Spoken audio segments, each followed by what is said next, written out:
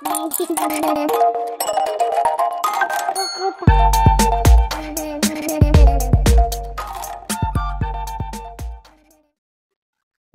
Welcome back to DS fashion designing channel. இன்னைக்கு நம்மளோட சேனல்ல ஒரு சூப்பரான ஃப்ளவர் தாங்க பார்க்க போறோம். இது நீங்க ஃப்ராக்ல இல்லைன்னா ஹேர் பேண்ட்ல அந்த மாதிரி ஹிப் பெல்ட்ல இல்ல வேற ஏதாவது டெக்கரேட்டிவ் பர்பஸ் கூட நம்ம ட்ரெஸ்க்கு யூஸ் பண்ணிக்கலாம்.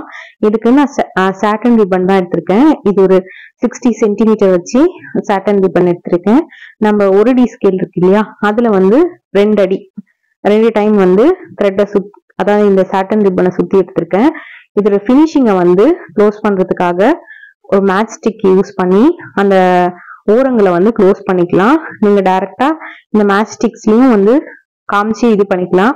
இல்லாட்டினா இந்த மாதிரி ஒரு குட்டி கேண்டில் ஏத்திட்டு அதோட ஓரத்துல இருக்க நூல் பிரிஞ்சு வராத அளவுக்கு இந்த மாதிரி காமிச்சு எடுத்துக்கோங்க.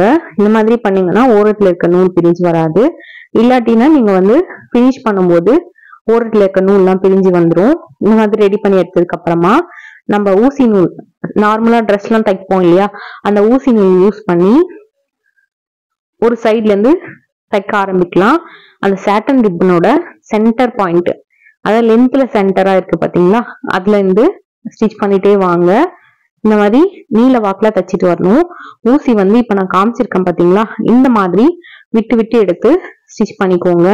அப்பதான் நீங்க இழுக்கும் போது சுருங்கும் சாட்டன் ரிப்பன். நீங்க வேற மெத்தட்ல ஸ்டிச் பண்ணீங்கன்னா இந்த மாதிரி சுருங்காது. அதுக்காக தான் நம்ம இந்த மெத்தட் யூஸ் பண்ணி இது ரெடி பண்ணிக்கிறோம். இந்த மாதிரி ஃபுல்லாத்தையும் கோத்துட்டு ஸ்டார்ட் பண்ண இடத்தையும் என் பண்ண இடத்துலயும் இருக்க த்ரெட்டை கட்டி விட்டுருங்க. கட்டிட்டு அதுல மிடில்ல ஏதாவது இந்த மாதிரி நிறைய வெரைட்டி ஆஃப் ஃப்ளவர்ஸ் நம்ம சேனல்ல அப்லோட் பண்ணிருக்கேன். செக் பண்ணி பாருங்க, எல்லாமே ரொம்ப யூஸ்ஃபுல்லா இருக்கும். ஏதாவது பீட்ஸ் நீங்க ஆட் பண்ணிக்கலாம், இல்லாட்டினா ஏதாவது ஸ்டோன்ஸ் ஆட் பண்ணிக்கலாம். ரெண்டுமே ரொம்ப சூப்பரா இருக்கும்.